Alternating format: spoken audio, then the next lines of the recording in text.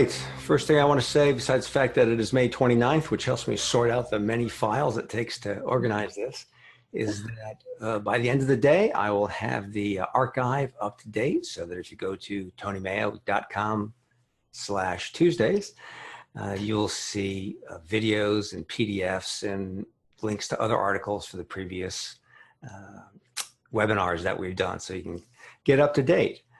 But the thing about it is you don't have to start at the beginning because there is no beginning with executive coaching. Every time I think of a topic that I'm interested in covering here on the webinar, I think, well, to do that one, that leads us naturally to this one. And well, to set up this one, I could do that one. And it just keeps going out in this, this tree. In fact, it's a common thing to say around coaching, particularly the sort of executive coaching I do, which is ontological coaching, ONTOLOGICAL, ontological coaching, is that it's holographic. And that, like a hologram, any piece of it has information about the whole image. But the smaller the piece, the less detailed information you have about the rest of it. So while each distinction or concept that I bring forward can illuminate and lead us to the kinds of results that the other aspects of ontological executive coaching can get to you, the more of these little fragments we accumulate, the clearer the picture we get of what's possible and what tools can be used. So if this doesn't seem linear, that's because it's not. It's a very non-linear way of approaching the world. It's not a 5-step process. It's an infinite step process. And the good news is whatever step you start with, you can make some significant progress. So I'm going to check in quickly. I see nods, so I guess I'm not completely being baffling on that regard. So to go on with the sort of counterintuitive, borderline baffling approach to this is today's topic: break down to break through. Now, generally, breakdown is not something that we are looking forward to, particularly if we're in the car trying to get at a particular place at a particular time. So let me stop the sharing for a moment. Can I do that? I have all sorts of options. This change the share, alternate the share, new share, stop share. There's a big red button. Okay, I'll learn that one eventually. All right. So to talk about a breakdown, I'm going to back up a little bit or amplify a bit, put another piece of the hologram in there, and talk about what I mean when I say a breakdown is something you declare.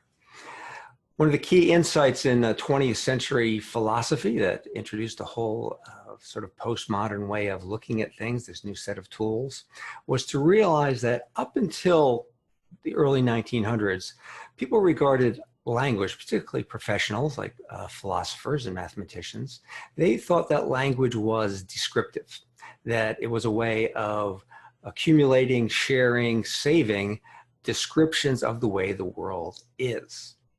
But what we began to notice is there are certain kinds of language that aren't describing the way the world is, but they're causing the world to be a particular way, that words actually change the world. And one of the key ways to do this is with a declaration. There are some things that when we declare them, the future is now different. The big dramatic example of this from history is the Declaration of Independence, where a group of people just declared that these colonies were now independent of the crown. Was there any reality behind that when they said it? No. But the moment it was published as the Declaration of Independence, things happened. It's pretty significant things, even grave things. As when it came time for everyone to sign it, Ben Franklin was said to observe that this is an opportunity for us all to hang together, or we will surely hang separately. So that's where a declaration changes the world. Suddenly they were fugitives and rebels and people engaged in a violent change, not just talking. I hate that expression, just talking, because talking makes so much of a difference. And one that many more of us are firsthand familiar with is that powerful phrase that put many of us into a very new world in an instant, which is, I now declare you husband and wife. And that's so powerful that we have changed that language over time. It used to be, I now declare you man and wife, as though the males hadn't changed at all, but now this female was suddenly a wife. So we recognize the power of declaration, and then we forget. And that's true of a lot of these executive coaching distinctions. We invent things that exist just because we're speaking a certain way, and then we forget they exist because we're speaking a certain way. So much of our life exists as declaration. As the philosopher John Searle at Berkeley likes to say, vacations, jobs, cocktail parties, presidents, all these things exist in declaration. But you may be noticing as I'm giving these examples, one person declaring it, shouting down a well, doesn't matter a great deal. What's much more powerful is a declaration that is repeated by, and another term of art in executive coaching, honored by other people. So just as if we don't honor our declarations, that is, take actions in accordance with them as though they were determining the world we lived in, and if other people are not encouraged, enrolled, excited about behaving as though those declarations are something real, it doesn't have much impact. But gosh, when you get a lot of other people aligning with, acting consistent with the declarations you make, you get to create a world the way people like Steve Jobs did when they declare that a computer is to be used a certain way, that a phone means something else. When Martin Luther King declares that he has a dream and that there's a possibility that if we start acting in a certain way, we will live in a different world. These are all declarations. So far, so good, Jane? Yeah, so far, so good. That's really cool. Yeah. Okay. Are these concepts you've heard before, familiar with? No, actually, but not as declarations. Like, I like how you've been able, I see it now. Like, I see it a lot. And as you're speaking, telling me about it, I'm starting to see little things that I've done that people have followed along. I'm like, oh, okay, interesting. No, anyway, I'm just taking it all in. Yeah. Mm-hmm. So things like I now created a business. A business exists in declaration that people have declared, and a lot of folks have agreed to operate around these invented, artificial, declared realities in certain ways. Mm-hmm. So there's a lot of backup to the idea that if a business cannot repay a debt, it's only on the business. No one else involved with the business is on the hook for that. That makes a lot of things possible, some positive and some less positive. But that's a whole nother book, which you're Crimes of Finance. Available wherever books are sold. I mean, I encourage you to run out and investigate that, even if it is seen to be printed backwards. Your copy will be printed left to right. Oh no, it's forward. It's forward. It is? Yeah. Oh yeah. My computer's been driving me nuts. I keep adjusting my tie in the wrong direction. Oh no, it's doing it. Oh, good. Well, that's because you're sitting on the other side of my mirror, right? Okay, so that's the concept, the coaching distinction of declaration. So breakdown is something that exists by declaration. It's when you declare that something is broken down, that it has broken down. And I'm also talking about a particular kind of breakdown today. Now, it's not just when a car breaks down, although that can be a breakdown. It's not just when an illness interferes with our healthy behaviors, although that can be declared a breakdown. The idea is most of the time we are operating on assumptions about how the world will respond to us. And as long as the world is responding to us in the expected ways, there is a great deal of information, a great deal about the world that just recedes to invisibility. For instance, if I decide right now I want to take a note, well, I grab my paper, I'd grab my pen, and I'd start writing. But all I'm doing is I'm going to take a note. And if I start getting lines on paper, it works. But if suddenly it starts to skip, what's the thing you automatically do? You go, oh, what is it about this pen? Now, suddenly we're not in the world of writing. We're in the world of pens and pen tips and ink. And is the spring right? And well, that seems to work okay. Maybe there's something about the paper. There could be a contamination. It might be too waxy. You see, this assumption that if I pick this up with my hand and press it this in a certain way that I'll get a particular result, that has broken down. This little agreement I have with the world that pens make marks breaks. Now I'm looking through that. The invisibility of pens has broken down, and now I'm in the world of pens. And if the pen world breaks down, and maybe into ink, and I can open it up, take it apart, so on. Heat it with a match, rub it on something else. All these things we do once it's broken down that we don't even consider doing. It's not part of our world otherwise. And by declaring a breakdown, instead of just dealing with something's wrong or frustration, we can deal with the thing that is behind what we assumed would work. Now with pens, pretty simple example. A little bit more complicated. I get in my car. I want to go to such and such a place. I'm just going out there and driving. And most of the time, that is so invisible to us that sometimes you may have had the experience, I don't think I'm the only one, where you arrive somewhere and realize you have no idea what happened in the last 20 minutes.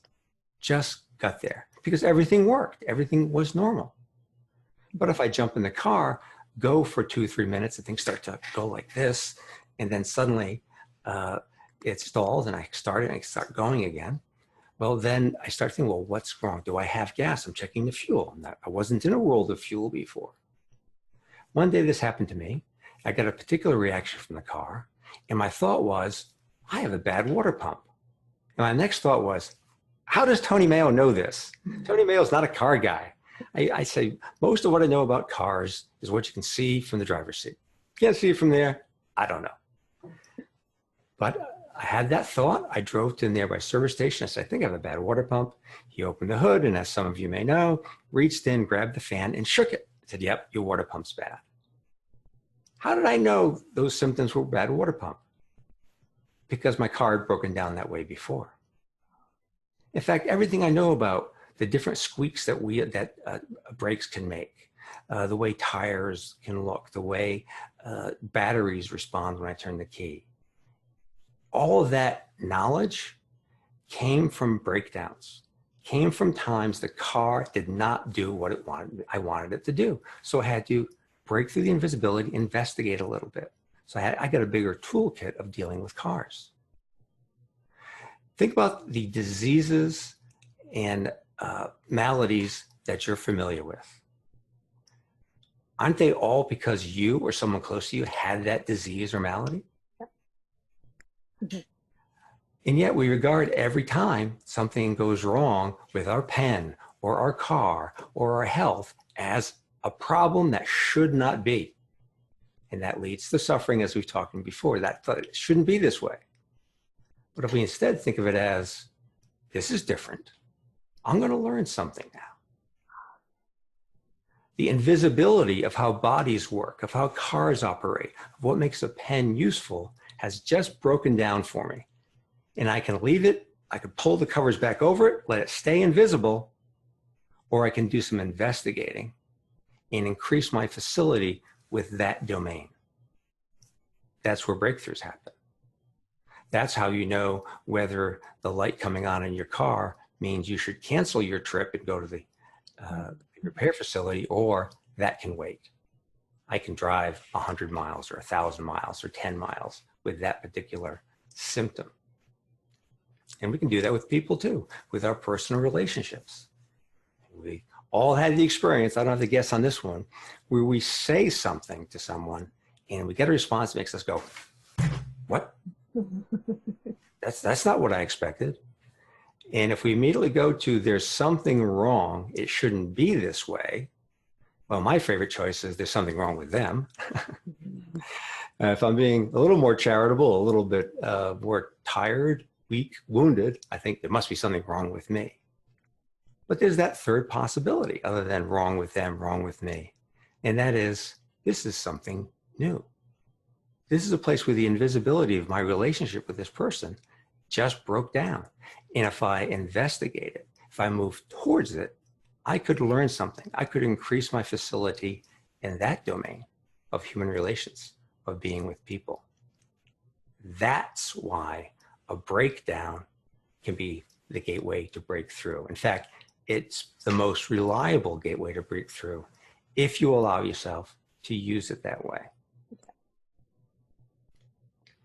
Questions, concerns? What's coming up? Oh, I see Robert Arthur Crane and John Wilson, John Williams. Hello, John. Good to see you on Facebook. And Howard Ross, honored to have you with me, John. Howard, expert on diversity. And Phil Kreutzer, good to see you, Phil. And we'll be videoing this and working with it. Phil's a great video production and publisher. All right, so I glance at Facebook occasionally. I encourage you to move over to Zoom if you want to interact. But if I see a comment on Facebook, I'll address it. Any questions, concerns, puzzlement about this whole idea of breakdown so far? No, very good. All right.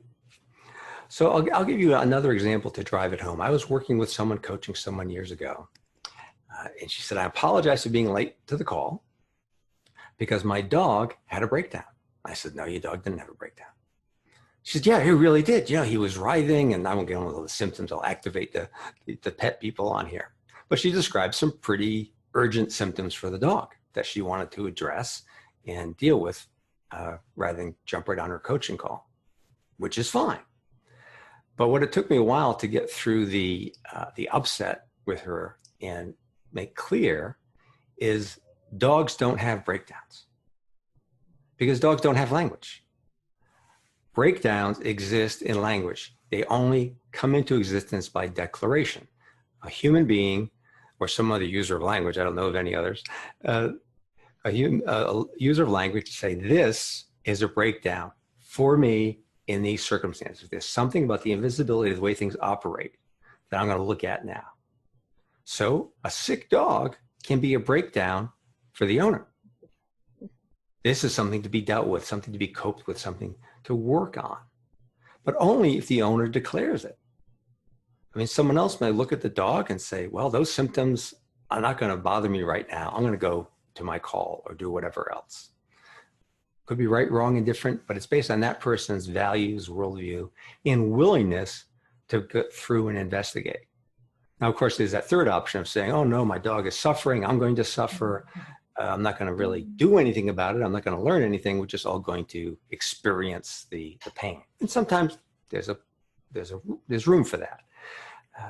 But once the human declares it a breakdown, then you begin to investigate. You may increase your facility, not dealing with just with this incident, but with other incidents that come up. Like the next time a water pump fails, next time we're low on gas, the next time someone laughs at us when we're expecting a more productive response. And as we learn these things, then we get more access to break through. Now, if you're able to tolerate without getting too diverted into your own emotional memory on the dog issue, I'll give you one that sometimes is more likely to activate people. I had a client on the line. She was very upset. It's one of those days where things just couldn't get going. There was always some breakdown. And the latest one was, I have to go pick up my son at school. And it was just the last straw, it seemed. She was on the edge of despair. I have to go pick up my son at school instead of running her business. And I said, no, you don't have to. She said, oh yeah, I do. He's sick and he has to get home. I said, I'm sure that's true. You don't have to. You can choose to. You know, there are people who don't or couldn't. You know, there are people overseas. There are people in jobs they would lose if they walked out of. There's a lot of ways a mother could not pick up a child with this set of facts. But if you say, well, this is a breakdown. This is not the way my day was intended to go. I did expect this phone call to happen from the school. The phone call maybe should have gone to a sitter or a relative. Whatever, something broke down. Let's look into the system and say, based on my values, what's the appropriate response, given that things didn't go the way I wanted them to? Well, she very quickly got to, her value is that her children be cared for and that she participate in their most important moments. And then it was no longer an upset. It wasn't something in the way of her day. It was the way she could be who she wanted to be. Yeah. She had business. She had choices. She didn't have to be there. She didn't have to explain it to anybody. She could just say, this other thing I was going to get done, not going to get done because I'm going to take care of my son today, make sure he has the experience of being cared for and with his mother. As a choice, it was something that she could do with more energy and freedom than as another burden, something that's wrong, something that shouldn't be. So that's the continual choice that I'm encouraging everyone to take on. Something happens that's unwelcome, unexpected, we can treat it the usual way, my usual way of it shouldn't be this way, it's wrong, and just sink, giving up all of our power, proving that we don't have any power. Or we can say, this is interesting. That's not what I expected. That's not what I wanted. What's going on here? How does this operate? What are the rules here? What are my values? How can I express my values given what I've just learned about this new set of circumstances? And that's where the breakthroughs come from. What we're breaking through is the rote, routine way of being that we all live most of the time. That's okay. I mean, you can't come down to the kitchen every morning and start running analyses of what's poison and what's food. I mean, you use some routines. You expect that box to have the cereal in it every time. When you shake it out and there's some mealyworms, that's a breakdown. You want to deal with that. Maybe you start storing your stuff in plastic containers. I don't know. But, you know, we're going to go through routine. We're going to base our lives on our actions on our assumptions most of the time. But there's always that opportunity when something breaks down, this veil of invisibility that so much of our lives is covered with breaks down, and we can suddenly say, oh, what is it with this pen? That we have an opportunity to break through to a whole nother way of being. I'll give one more, perhaps most powerful example from my own life. This came to me when someone said, what's the biggest change in your life since you began getting coached, having coaches work with you? I said, the biggest difference I've noticed is that most of the conversations I used to have in my head, where the person I was thinking about talking with could only respond in a way I expected them to. See, there's no chance for breakdown there because breakdown requires something surprising, something unanticipated, something that's not following the rules we thought the world operated by. Well, inside my head, that's all the other people can do is what I expect, what I anticipate. So the biggest shift was taking those conversations from here and having them out there in the world. Actually talk to the person. Say, you know, I was thinking this, and I'm wondering how you will respond to that. You know, it's a certain level of confidence. Once I realize I can't control the world, then what's left for me is a possibility of having confidence that I can respond to the world. So I'll engage in this conversation. They'll say something like what I expected. Okay, good. My world model is working. Keep moving. Or they say something I didn't expect or welcome or want in any way or even understand. Wow, something just pulled away the veil of invisibility. I'm now looking at this. This is another person who's responding to me in a dynamic, unexpected way. Well, golly, that's what people are for.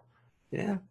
If things that respond in a rote, routine manner, that's not really all that human. Yeah. Yeah. Although we use that occasionally. So now we can have a breakthrough. We can relate to a person in a new way. We can learn their values, what matters to them. Or with groups, you know, we make an announcement. So many times my clients will make an announcement to their company and be shocked at the response. There was one company in particular. They were experts. They were masters at allocating budget, expending funds on things they thought would motivate and make their employees feel rewarded, and having employees think, why are they manipulating us like this? Why are they wasting money on this crap? And they just did it over and over, but they never declared a breakdown. It was just these employees. I mean, you just can't please them. We'll keep trying stuff because we know this is good stuff, but they're not responding appropriately. Yeah. Yeah. How much of our life is explained by people just don't get it? If they responded appropriately, all my offers would be accepted beautifully. Or you can step back and say, well, that's not what I expected.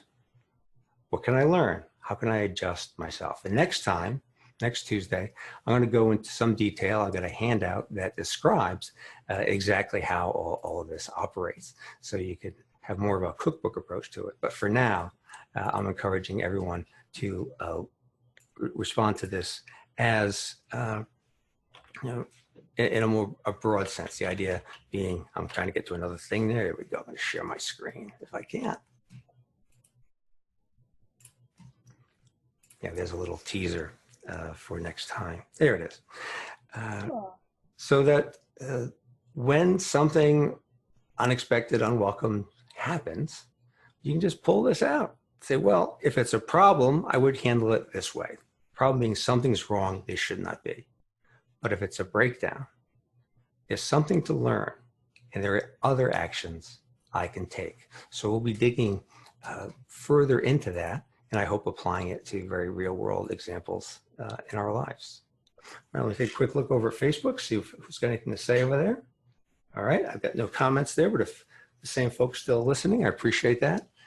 And Jane, anything you want to say to apply this, question it, get a little more illumination on the topic of declarations and breakdowns? I really like how you worded it as honoring your declaration. So you're making the declaration, now you're putting into action. I like that wording for that. It really hit home for me. Great. And I should finish up by saying, honoring one's word, declaring a breakdown, the veil of invisibility. This is all the work of many, many other people. I don't know that I have said an original word today except my personal examples. It's deep in 20th century philosophy and the people who developed executive coaching as we know it today. Cool. But I hope you use it. And the brief version of today is, when something happens that you don't want or expect, you have a choice of stepping back and saying, I'm going to call this a breakdown and investigate, rather than declare a problem and resist. Cool. That's all for now. Thanks for being with me. Thank you. Cheers. Bye, everybody.